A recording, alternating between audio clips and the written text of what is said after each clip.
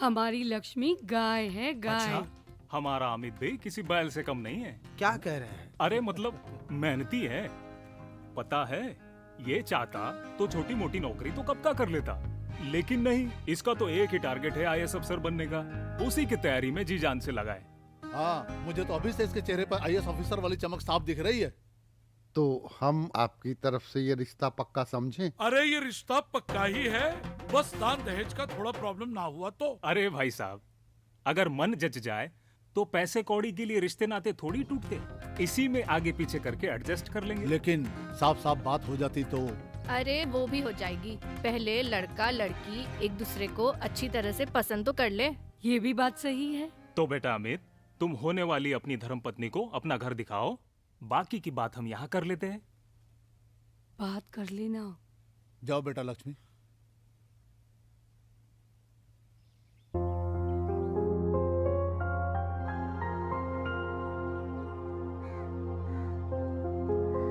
आप जानते हैं, हमारा ना बचपन से एक ही सपना रहा है कि हमारा शादी किसी आईएएस अफसर के साथ ही हो।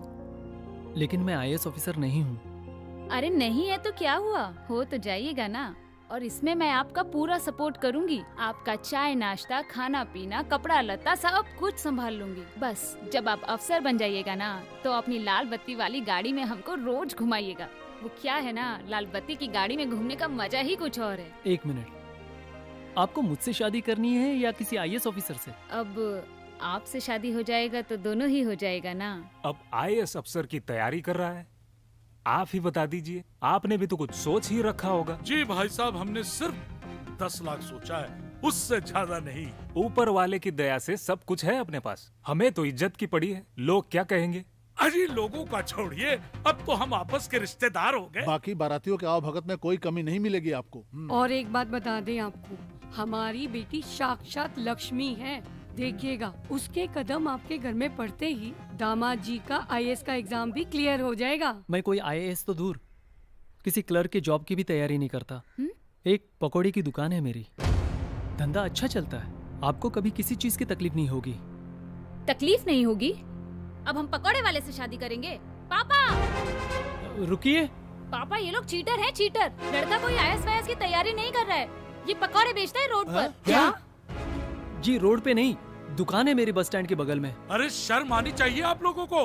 पकौड़ा छाप लड़का को आईएएस ऑफिसर बताकर हमारी बच्चे की जिंदगी बर्बाद कर रहे हैं। ऐसा नहीं है, इसकी दुकान जरूर है, लेकिन ये तैयारी भी कर रहा है। मैं कोई तैयारी वैयारी नहीं कर रहा। अरे तो मुंह में क्या, सबके सामने तुम्हारे दही जमा हुआ था, पहले क्यों नहीं बताया? अरे बताएगा कैसे?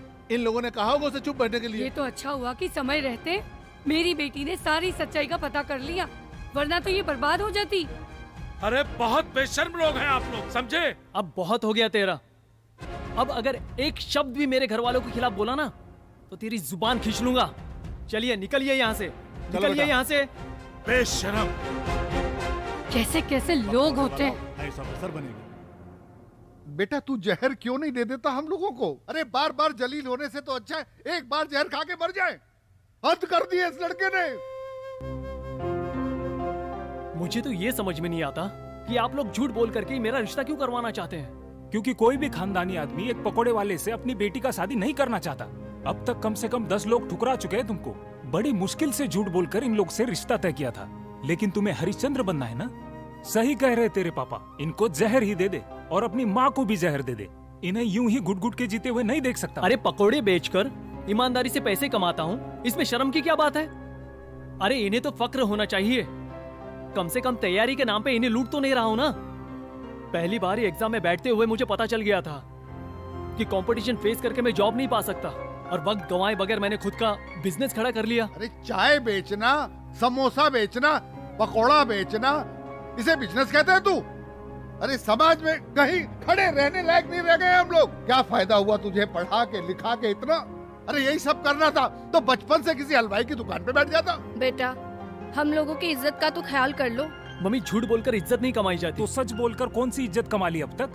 लोग मुंह पर शादी से इनकार कर चल देते हैं। अगर तुम्हें जरा सा भी परवाह है इन लोगों का, तो अपनी दुकान बंद कर और कोई नौकरी पकड़ ले।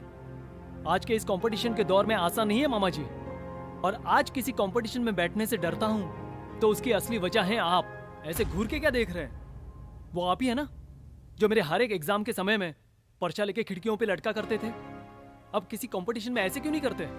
अच्छा, सब मेरी गलती है?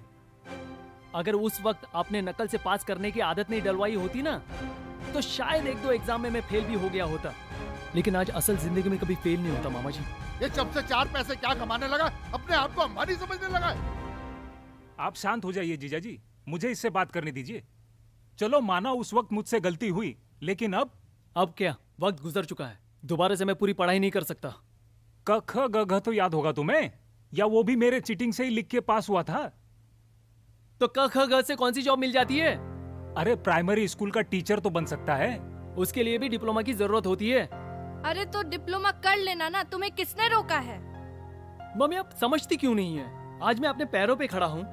कई लोगों को रोजगार दे रखा है अपनी दुकान पे, और क्या रखा है प्राइमरी स्कूल का टीचर बनने में। मास्टर साहब कहते हैं बेटा, मास्टर साहब, पकोड़े वाला कोई नहीं कहता। आज तुझे फैसला करना ही पड़ेगा। तू अगर हमें जिंदा देखना चाहता है तो अपने मामा की बातों को मान ले, नहीं तो बेटा हमें पकोड़े में जहर डाल के दे दे, हम खा के मर जाना चाहते हैं बस। यदि आप लोगों की यही इच्छा है तो यही सही। तू सही में जहर देने जा रहा है इन लोग को? नहीं, खुद जहर पीने जा रहा हूँ। अच्छी खासी चलती हुई दुकान पर ताला मारकर डिप्लोमा की पढ़ाई पूरी करने की बात कर रहा हूँ।